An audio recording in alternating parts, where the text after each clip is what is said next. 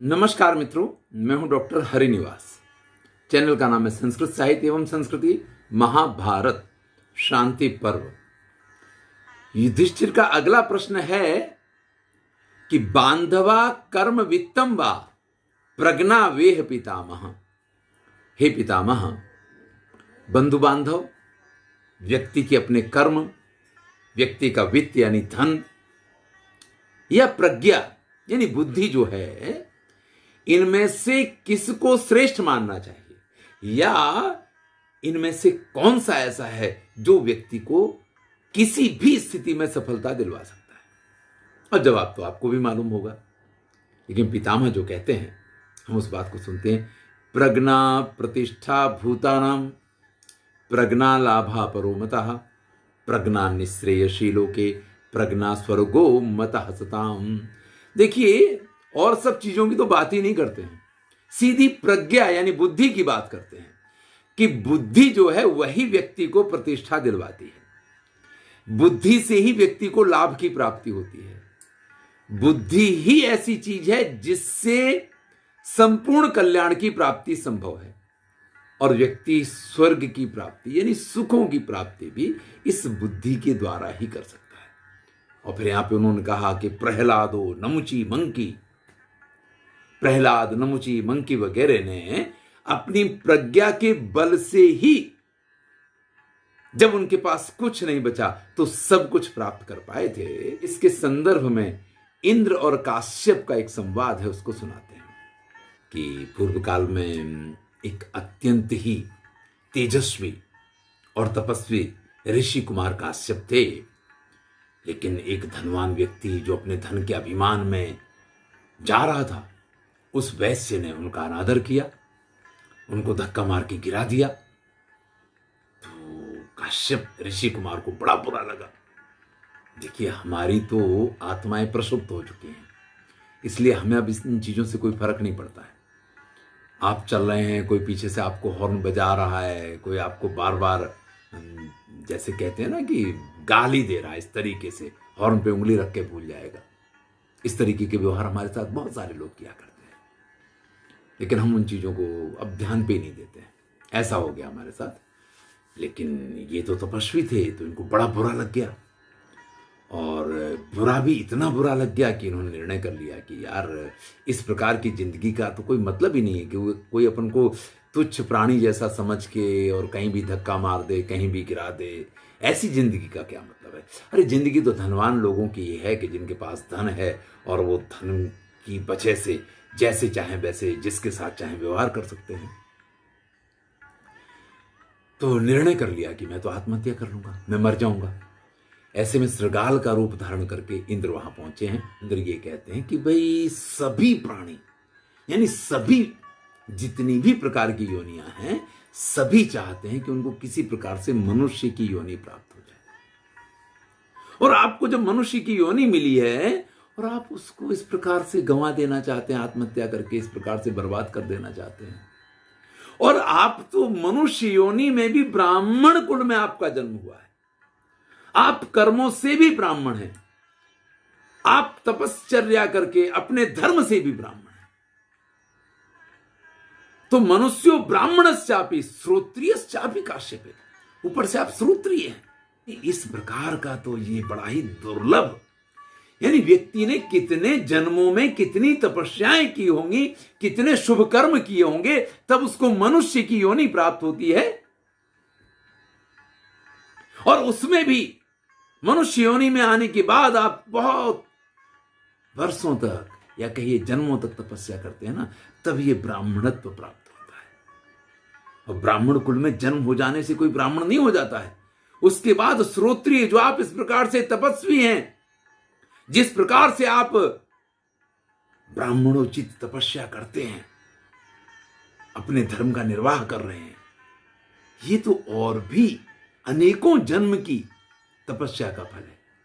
और जब आपको ये सब कुछ मिला है, तो आज आप इसको एक सामान्य घटना की वजह से इस प्रकार से दूषित करके और गंवा देना चाहते हैं, इसका परित्याग कर रहे हैं। ये तो किसी भी प्रकार से योग्य नहीं माना जा सकता है। देखिए, जितने भी प्रकार के लाभ हैं वो आपके मन में सिर्फ और सिर्फ अभिमान उत्पन्न किया करते हैं। जिसके पास विद्या है उसको विद्या का अभिमान होता है, अरे मेरे जैसा तो कोई विद्वान नहीं। जिसके पास धन है उसको धन का अभिमान होता है कि मैं ही इस दुनिया में सबसे श्रेष्ठ हूं। जिस व्यक्ति के पास संतान है वो अपनी संतान अगर उसकी उत्तम हो तो उसको संतान के ऊपर इतना अभिमान हो जाता है, अरे जैसा मेरी संतान है इस प्रकार की तो किसी की संतान नहीं। जिसके पास जो होता है, जो जमीन वाले हो जमींदारी में अपनी में, तो जिसके पास जो होता है या जो भी जिसका लाभ है, व्यक्ति के मन में वो अभिमान उत्पन्न करता है। एक आपके अंदर जो संतोष है ना, ये जो ब्राह्मण होने के साथ ये जो संतोष आपको प्राप्त हुआ है ना, इससे श्रेष्ठ कुछ नहीं है महाराज। आप संतोषी जीव, संतोषी ब्राह्मण, तो आपसे श्रेष्ठ इस संसार में कोई नहीं है। आप मेरे बारे में सोचिए, देखिए मैं एक श्रृगाल हूं, मेरे पास अपने हाथ नहीं है और हाथों के अभाव में मैं न तो मेरे पैर में लगे हुए कांटे को निकाल सकता हूं, ना मुझे जो कभी मच्छर कभी डंस कोई काटता है ना, मैं उसको भी नहीं हटा सकता हूं। यहां पे श्रृगाल ये बता रहा है कि महाराज मेरे हाथ नहीं है तो मैं कितना परेशान। जिसके पास हाथ होते हैं ना, और वो हाथ भी कैसे जिनमें 10 उंगलियां हैं, वो हाथ वाला इस संसार में कुछ भी कर सकता है। अरे देखिए मेरा ये जो घाव है ना, इसमें कीड़े पड़ गए, लेकिन मैं उनको भी नहीं निकाल सकता हूं। आपके पास सब कुछ है। चलिए कथा के बीच में एक और कथा याद आती। हमारे गुरुजी के पास से कभी इसको सुना था। ऐसे ही एक व्यक्ति बड़ा गरीब या कुछ उसको परेशानी हो गई, घाटा लग गया अपने व्यवसाय में, और उसने गया अपने गुरुजी के पास, उनको प्रणाम किया और कहा कि महाराज बस ये मेरा आपको अंतिम प्रणाम है। उन्होंने कहा क्यों भैया क्या हो गया, कहीं बाहर जा रहे हो? बोले नहीं, अब इस संसार से मन उठ गया महाराज, अब मुझे नहीं लगता है कि मैं जी पाऊंगा। बोले भैया ऐसी कैसी बात कर रहे हो कि क्यों नहीं जी पाओगे? बोले जो कुछ था सब लूट गया, सब बर्बाद हो गया, मैं कहीं का नहीं रहा, मेरे पास कुछ नहीं बचा है, मैं अब करूं तो किस तरीके से? तो गुरु लोग तो होते ही श्रेष्ठ हैं। ये उसका सौभाग्य था कि उसने मरने का निर्णय करने के बाद ये निश्चय किया कि पहले मैं अपने गुरु जी को प्रणाम कराऊं, उसके बाद आत्महत्या वगैरह करूंगा। तो उन्होंने कहा कि भाई आपके पास किस चीज की कमी है? बोले महाराज कुछ नहीं बचा, मेरा घर चला गया, मेरा व्यवसाय चला गया, आज मैं बिल्कुल रास्ते पे आ गया हूं। बोले अरे कहाँ, आप तो बिल्कुल हृष्ट पुष्ट तंदुरुस्त दिख रहे हो, नवयुवान हो, अभी तो जवानी के दिन हैं, शरीर में शक्ति है, सब कुछ तो है आपके पास। बोले लेकिन धन नहीं है, घर नहीं है, तो मैं इससे क्या करूंगा? बोले ठीक है, आप एक बात बताओ कि आपको आपका व्यवसाय शुरू करने के लिए क्या चाहिए, कितना चाहिए? तो काफी पुरानी बात है, तब हमारे गुरुजी सुनाया करते थे, आज के हिसाब से तो ये कीमत नहीं कही जा सकती है। तो बोले महाराज 1 लाख 2 लाख रुपया हो तो मैं फिर से अपने व्यवसाय को खूब अच्छी तरीके से आगे बढ़ा सकता हूं। तो उन्होंने कहा ठीक है, एक काम करो, अब तुम मरने तो जा ही रहे हो, तो मुझे अपने हाथ की 2 उंगलियां दे दो, मैं 2 लाख रुपए का इंतजाम करवा देता हूं। तो महाराज ऐसी कैसी बात कर, 2 उंगलियां कैसे काट सकते हो? 2 क्या, मैं तो 1 उंगली भी नहीं काटूंगा। बोले जब तुम मरने जा रहे हो, पूरा शरीर तुम्हारा समाप्त करने जा रहे हो, तो 2 उंगली देने से क्या परेशानी है? 2 उंगली दे दो, तुमको 2 लाख रुपया मिल जाएगा। अरे कहो तो तुमको 10 लाख रुपया दिलवा दें, 1 हाथ अपना कटवा दो। बोला आप ऐसी कैसी बात कर रहे हो? बोले बेटा आपका शरीर ही करोड़ों की संपत्ति है, और सबसे बड़ी बात यह कि आप स्वस्थ हैं, आप निरोगी हैं। इससे बड़ा और कोई सुख इस संसार में हो नहीं सकता है। अरे ये जो कुछ तुम्हारे पास से घर चला गया या तुम्हारी जो संपत्ति चली गई है, ये सब तो आनी जानी है, जिसको कहते हैं ये तो हाथ का मैल है। आज नहीं है, कल फिर हो जाएगा, और आज है तो हो सकता है कल नहीं भी रहे। उसने गुरुजी को प्रणाम किया और प्रणाम करके ये कहा कि गुरुदेव, मरना तो कैसे भी संभव नहीं है। अब तो मैं फिर से अपनी सारी शक्ति लगा करके और आपके आशीर्वाद से फिर से मैं सफल होकर बताऊंगा। यही बात यहां इन ऋषि कुमार से बिल्कुल कुछ इसी प्रकार की बात, वो जो श्रृगाल के वेश में है ना, वो इंद्र समझा रहे हैं। दिष्टया तुम न श्रृगालो वही ना क्रमिर न चमूषका। अरे सौभाग्य की बात है, ना तो आप श्रृगाल हैं, ना कोई कीड़ा पतंगिया हैं, ना मूषक चूहा वगैरह हैं, ना सर्प हैं, ना मेढक हैं, कुछ नहीं। आप इतनी दिव्य योनि में हैं और उस योनि में भी आप ब्राह्मण के कुल में जन्मे हैं और उसके बाद भी आप संतोष जिसका धन ऐसे तपस्वी हैं। आप कहां इस प्रकार की बात कर रहे हैं? देखो भैया, जहां तक सुख और दुख का प्रश्न है, कोई देवत्व प्राप्त करके भी सुखी नहीं है, उनको अभी और कुछ चाहिए। और कोई ऐसा है कि किसी प्राणी की योनि में है और वहां पे भी बड़ा आनंदित होता है। व्यक्ति का स्वभाव है, उसको जो मिले उसमें उसका कुछ होता नहीं है। मनुष्या याड्यताम प्राप्य, मनुष्य जब समृद्धि को प्राप्त करता है, राज्य मिच्छन्त अनंतरम, तो इसके बाद उसको इच्छा होती है कि अरे इससे क्या होगा, मुझे तो पूरा राज्य मिल जाना चाहिए। और राज्य मिल जाए तो वो देवता बन जाना चाहता है कि मैं तो सबसे श्रेष्ठ हूं, मुझे देवत्व की प्राप्ति होनी चाहिए। और देवत्व मिलने के बाद वो इंद्रत्व चाहता है कि मैं तो देवताओं का राजा हो जाना चाहिए, मुझे तो इंद्रपद की प्राप्ति हो जानी चाहिए। तो ये तो कहीं अंत नहीं है। अगर आप ये सोच रहे हो कि आपके पास धन संपत्ति समृद्धि नहीं है, तो आप ये मान लीजिए कि इसका कहीं अंत नहीं है, इस तृष्णा का कहीं अंत नहीं है। इसलिए इसके पीछे मत दौड़ो। न तृप्ति प्रिय लाभ स्थिति तृष्णा नाद भी प्रशांति। भाई आप कितनी भी कोशिश कर लें, जैसे अग्नि में घी डालने से कभी अग्नि नहीं बुझती है, ऐसे इच्छाओं की पूर्ति होने से कभी भी व्यक्ति की तृष्णा पूर्ण नहीं हो सकती है। उसकी तृष्णाएं बढ़ती चली जाती है। स्पर्श से, दर्शन से, श्रवण से जिसके मन में कामना का उदय नहीं होता है, सुखी तो वही व्यक्ति है। भाई कामनाएं तो हम आंख से किसी अच्छी चीज को देखते हैं तो हमें लगता है ये बहुत अच्छी चीज, ये हमें मिलनी चाहिए। कान से हम कुछ सुन लें तो हमें लगता है ये भी हमें मिलना चाहिए। हम कुछ टेस्ट कर लें तो हमें लगता है वो भी मिलना चाहिए। तो अच्छा जो भी हमें महसूस होता है वो सब कुछ मुझे चाहिए, ये व्यक्ति का स्वभाव है। लेकिन वास्तविकता यह है कि ये जितने विषय हैं इनका उपभोग करने से कभी मन संतृप्त नहीं हो सकता है। आपको कभी पीने के लिए मदिरा की याद नहीं आती है, आपको खाने के लिए किसी पक्षी की याद नहीं आती। ये लिखा है, मैं नहीं बोल रहा हूं। तो ये आपके जीवन का सबसे बड़ा सुख है। यानी अगर आपको शराब पीने की इच्छा नहीं होती है, अगर आपको मांस भक्षण की इच्छा नहीं होती है, तो आप ये मान लीजिए कि जीवन में आपने एक बहुत बड़ी तपस्या करके अपने जीवन को समृद्ध और सुखी बना लिया। मैंने अपने कॉलेज में विद्यार्थियों से कहा कि भैया एक आपको सफलता मिली है तो आपको पार्टी करनी है, इस चीज का नाटक कीजिए। तो उन्होंने नाटक शुरू किया और जैसे उसके ऊपर उन्होंने शुरुआत की तो सबसे पहले उन्होंने कहा कि बोतल खुले। अरे मैं कहा तो तुम गुजरात में हो, विद्यार्थी काल में हो, और तुमको अगर ये कहा कि पार्टी होनी चाहिए तो पार्टी का मतलब यानी शराब की बोतल का खुलना, ये कॉन्सेप्ट जो है ना, ये कहां से आया? ये आज की बात नहीं है, ये 5000 साल पहले भी ये लिखा है। न तुम स्मरसी वारुण्या, तुमको मदिरा की याद नहीं आती है। लटवा का नाम च पक्षिणाम, और लटकता हुआ पक्षी भी आपको नहीं दिखाई देता। लेकिन जिन लोगों को ये दिखता है वो तो पक्षी को जिंदा भी देखते हैं तो वहां भी उन्हें लगता है, मुंह में पानी आ जाता है कि इसको खाने में बड़ा मजा आएगा।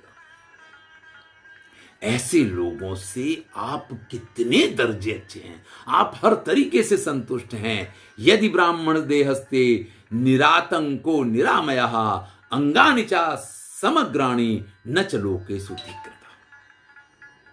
अंत में वो इंद्र कहते हैं कि हे ब्राह्मण देव, आपके पास ब्राह्मण का शरीर है और उस ब्राह्मण के शरीर में ब्राह्मण की आत्मा है, और सबसे बड़ी बात यह है कि आप निरोगी हैं, आपके अंग प्रत्यंग सुडौल सुव्यवस्थित और सुंदर हैं।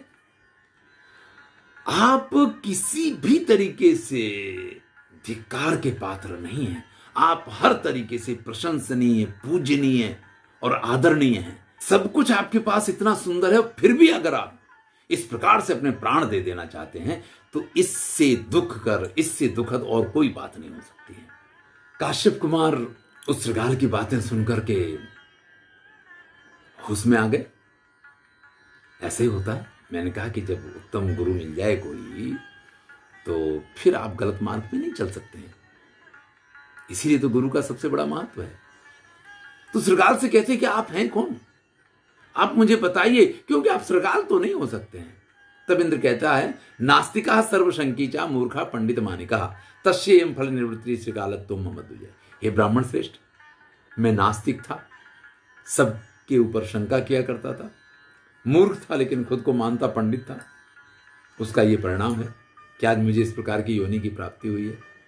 हे ब्राह्मण श्रेष्ठ, आज आपके आशीर्वाद से मैं भी अपनी पूर्व उसको प्राप्त कर पाऊंगा, क्योंकि आप जैसे संतोषी ब्राह्मण के दर्शन हुए हैं, इसलिए मुझे भी इस योनि में से मुक्ति मिल जाएगी। तब वो काश्यप कुमार इंद्र को प्रणाम करके उनके पास से वरदान मांगते हैं कि आपने मेरी आंखें खोल दी, मैं आपसे वरदान चाहता हूं कि मैं अपने जीवन में त्याग करने योग्य चीज़ों का त्याग करूं, भोग करने योग्य चीज़ों का भोग करूं और यज्ञ यागादि में रत रहूं। अन्य किसी प्रकार से मेरी वृत्ति जो है अन्य दिशाओं में ना जाए, क्योंकि आत्मना विहितम दुखम आत्मना विहितम सुखम। अब देखिए वो प्रज्ञा वाली बात आ गई कि व्यक्ति अपने द्वारा किए हुए दुख या अपने द्वारा किए हुए सुख के लिए स्वयं जवाबदार होता है। अरे भाई, गर्भशय्या उपादाय भुज्यते पौर्वदैहिकम, जब वो माता के गर्भ में आता है वहीं से वो उन कर्मों का भोग प्रारंभ कर देता है जो उसने पूर्वदैहिकम पहले के शरीर के द्वारा अर्जित किए। जैसे वो बाल्यावस्था में आएगा तो बाल्यावस्था में उसने जो जो क्रियाकलाप किए उसका फल उसको भोगना पड़ेगा। जब वो युवा होगा तो युवावस्था में किए हुए कर्मों के फल उसको भोगने पड़ेंगे, और जब वो वृद्ध होगा तो वृद्धावस्था के किए हुए कर्म भी उसको भोगने पड़ेंगे। तस्याम तस्याम अवस्थायाम तत्फलम प्रतिपद्यते। जिस जिस अवस्था में व्यक्ति जिन जिन कार्यों को किया करता है उसके अगले जन्म में उन अवस्थाओं में आकर के उन सब कार्यों का फल उसको भोगना पड़ता है। इसलिए मैं उत्तम कार्य करूं, मुझे कभी भी अशुभ कर्मों की प्रेरणा ना मिले, ऐसा आशीर्वाद उन्होंने मांगा है। और एक बड़ी सुंदर बात कही है, इसके साथ इस वीडियो को पूरा करेंगे। यथा धेनु सहस्रेषु वत्सो विंदति मात्रम। जैसे हजारों गायों, झुंड जो ग्वालों के होते हैं उनमें 100-100, 150-150, 200-200, कई बार तो इससे भी ज्यादा गायों का झुंड होता है। तो जैसे हजारों गायों के बीच में जो बछड़ा होता है वो अपनी माता को ढूंढ लेता है, वो अपनी मां जो उसको जन्म देने वाली गाय है उसी के पास पहुंच जाएगा। जनरली क्या होता है कि बछड़े घर पे होते हैं और गाय वगैरह चरने जाती हैं और चर के आएंगी, और उसके बाद जब सब एकत्रित होंगे तो वो बछड़ा अपनी मां के पास कैसे पहुंच जाया करता है, कैसे ढूंढ लिया करता है। तथा पूर्व कृतम कर्मे कर्तारम अनुगच्छति। उसी प्रकार से पूर्व जन्म में किए हुए कर्म व्यक्ति को ढूंढ लिया करते हैं, चाहे वो किसी भी योनि में, किसी भी अवस्था में, किसी भी रूप में, किसी भी स्थान पे पहुंच जाए, लेकिन वो अपने किए हुए पूर्व जन्म के कर्मों से नहीं बच सकता है। तो भैया, बुद्धिमानी की बात यही है कि हम दूसरों की बात को सुने, दूसरों की सलाह को माने और अपने कर्तव्यों और अपने कर्मों के प्रति एकदम सजाग रहें। जैसा काश्यप कुमार ने यहाँ इंद्र से वरदान मांगा है, ये वरदान हम सबके लिए जरूरी है। धन्यवाद। मैं हूँ डॉक्टर हरिनिवास और चैनल का नाम है संस्कृत साहित्य एवं संस्कृति महाभारत है। यहाँ ज्ञान के ही उपदेश चल रहे हैं। अब तो ज्ञान की गंगा बह रही है क्योंकि शांति पर्व है, तो आनंद लीजिए। अच्छा लगे तो मित्रों के साथ शेयर कीजिए। और कुछ बातें तो ऐसी होंगी कि अगर आप सुनते रहेंगे तो कहीं ना कहीं तो ये असर करती हैं हमारे ऊपर। अरे भाई, जब मैं पढ़ता हूँ और आपके सामने बोलता हूँ तो अगर मेरे मन पे इसकी असर होती है तो सुन के आपके मन पे भी असर इसकी होगी अवश्य, ये मुझे विश्वास है। पुनः धन्यवाद।